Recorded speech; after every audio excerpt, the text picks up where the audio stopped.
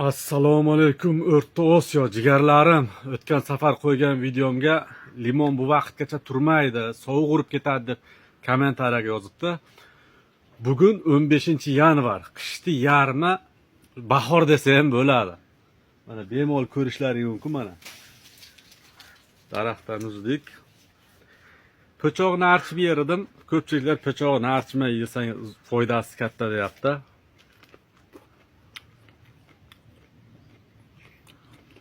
Hech qanaqa sovuq urgani yo'q. Limon cho'tki turibdi. Bemalol ko'rishlaring mumkin. Haqiqiy limon bu. Ko'pchiliklar akasiz mandarin yeyapsiz deb yozgan. Ta'miga gap yo'q. Tish turibdi aylamaydigan limon bu. Bu limonni ko'chatlari kimga kerak bo'lsa, lichkamga yozsin.